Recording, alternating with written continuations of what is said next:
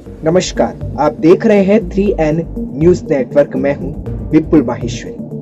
देश में या ये कहे कि वैक्सीन आ गई है। हमारे देश में कब वैक्सीन आएगी इसका इंतजार है, लेकिन एक तरफ खुशखबरी जरूर वैक्सीन की हो। इंग्लैंड में वैक्सीन लगना शुरू भी हो गई है और भारत में भी शायद जल्द ही शुरू हो जाए। लेकिन सवाल यह है कि आखिर वैक्सीन की जितनी खुशी है उससे कहीं ज्यादा बड़ा सवाल यह है कि हमारे देश की स्वास्थ्य व्यवस्था इतनी चरमराई हुई है कि वैक्सीन को पहुंचाना कैसे जाएगा, हर व्यक्ति तक वैक्सीन कैसे पहुंचेगी। और कई बड़े सवाल है कि किस तरह से ग्रामीण इलाकों तक, उन इलाकों तक वैक्सीन कैसे पहुंचाई जाएगी जहां की स्थिति कुछ और बयां करती, यानी कि जहां की स्वास्थ्य व्यवस्था बेहद ही खराब है। अगर आपको एक आंकड़े की माने तो भारत 57वें स्थान पर आता है, जहां भारत में स्वास्थ्य सुविधाओं को लेकर व्यवस्थाएं डालमडोल नजर आती है। तो ऐसे में सवाल है कि वैक्सीन को कैसे सुरक्षित रखा जाएगा, कैसे जन जन तक पहुंचाया जाएगा, हर गरीब व्यक्ति तक कैसे वैक्सीन पहुंचेगी। इस पे खास रिपोर्ट देखिए।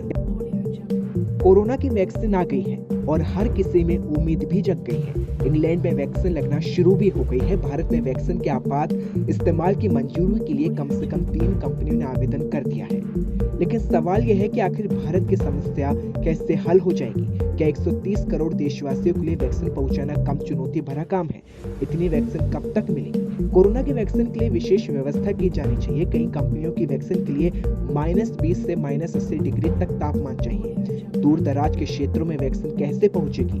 भारत में स्वास्थ्य व्यवस्था और स्वास्थ्य सेवाएं कितनी खराब है, इसका आंकड़ा उस बात से पता चलता है जब 2019 के वैश्विक स्वास्थ्य सुरक्षा सूचकांक में 155 देशों में भारत 57वें स्थान पर था। ऐसे में सरकार के लिए एकाएक सभी लोगों के लिए वैक्सीन की व्यवस्था करना क्या आसान होगा? हालांकि कहा जा रहा है कि कोरोना वायरस महामारी को रोकने के लिए सभी 130 करोड़ लोगों को वैक्सीन लगाने की जरूरत नहीं होगी। माना जा रहा है कि 70% आबादी को ये वैक्सीन लगा दी जाएगी तो हर्ड इम्यूनिटी पाने के लिए काफी होगा। हर्ड इम्यूनिटी का मतलब है यानी कि अब अधिकतर लोग कोरोना से संक्रमित हो जाएंगे तो उन लोगों के शरीर में इस वायरस से लड़ने वाली इम्यूनिटी यानी कि एंटीबॉडी विकसित हो जाएगी और फिर लोगों में संक्रमण उस तेजी से नहीं फैल पाएगा। वहीं दूसरी ओर देखा जाए तो सीरम इंस्टीट्यूट का उत्पाद करने वाली दुनिया की सबसे बड़ी कंपनी, इसके अलावा भारत में ही जायडस, कैडिला, भारत बायोटेक, रेड्डी लैबोरेटरी जैसे कई कंपनियां जो वैक्सीन का उत्पादन करती है। हालांकि इसमें जिन कंपनियों ने वैक्सीन विकसित करने वाली विदेशी संस्थाओं से करार किया है उनमें यह बनाई जाने वाली वैक्सीन से काफी ज्यादा विदेश में भी पाई जाएगी। आपको जानना होगा कि वैक्सीन को -20 से लेकर -80 डिग्री सेल्सियस यानी कि 0 से भी नीचे के तापमान पर रखना होगा। लेकिन ऑक्सफोर्ड की वैक्सीन के संदर्भ में ऐसा नहीं है। ऑक्सफोर्ड की वैक्सीन को सामान्य रेफ्रिजरेटर के तापमान पर सुरक्षित रखा जा सकता है। इसलिए कहा जा रहा है कि भारत के लिए ऑक्सफोर्ड की वैक्सीन ज्यादा सही और दूर दराज के क्षेत्र में पहुंचाने के लिए चुनौतियां खासकर इसलिए भी ज्यादा है क्योंकि भारत की स्वास्थ्य व्यवस्था चरमराई हुई है।